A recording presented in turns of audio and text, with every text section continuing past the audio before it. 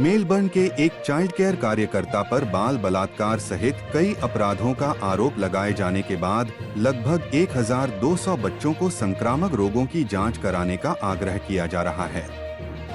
Joshua del brown को मई में गिरफ्तार किया गया था और उस पर 70 आरोप हैं।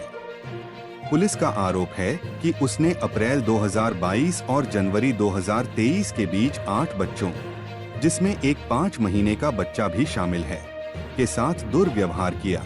26 वर्षीय ब्राउन ने 2017 से 20 चाइल्ड केयर केंद्रों में काम किया है, जिसके कारण स्थानीय स्वास्थ्य अधिकारियों ने उन सभी बच्चों के माता पिता को सूचित किया है जो उसकी देखभाल में रहे होंगे और कई बच्चों को एहतियात के तौर पर जांच करवाने की सिफारिश की है।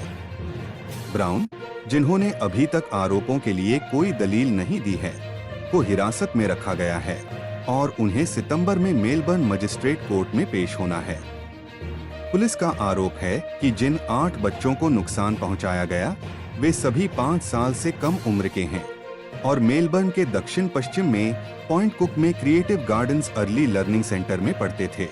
ब्राउन पर बच्चों के साथ बलात्कार और यौन उत्पीड़न के अपराधों के साथ साथ बाल शोषण सामग्री का उत्पादन और प्रसारण करने का आरोप है। जासूस एसेंडन में एक चाइल्ड केयर सेंटर में ब्राउन द्वारा किए गए कथित अपराधों की भी प्राथमिकता के आधार पर जांच कर रहे हैं। एक प्रेस कॉन्फ्रेंस में अधिकारियों ने कहा कि उसके पास बच्चों के साथ काम करने का वैध प्रमाण पत्र था और जब उसे गिरफ्तार किया गया था तब वह चाइल्ड केयर वर्कर के रूप में कार्यरत था। उन्होंने कहा कि जांच से पहले ब्राउन उनके लिए जाना पहचाना नहीं था।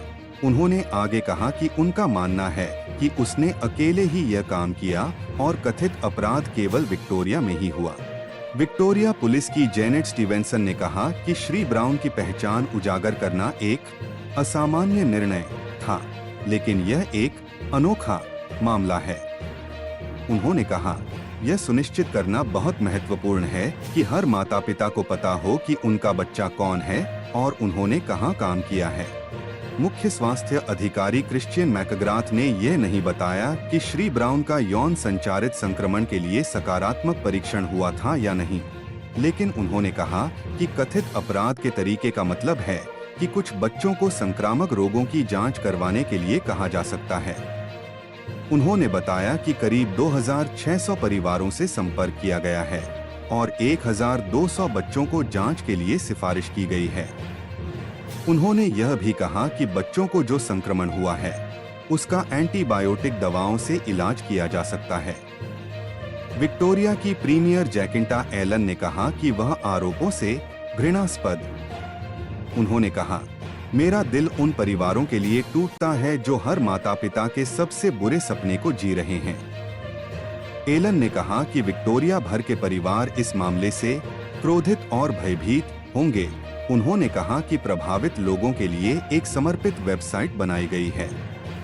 अगर आपको ये वीडियो पसंद आया हो तो इसे लाइक और शेयर करें, चैनल को सब्सक्राइब जरूर करें और बेल आइकन दबाएं ताकि हर नई खबर की सूचना सबसे पहले आपको मिले। धन्यवाद।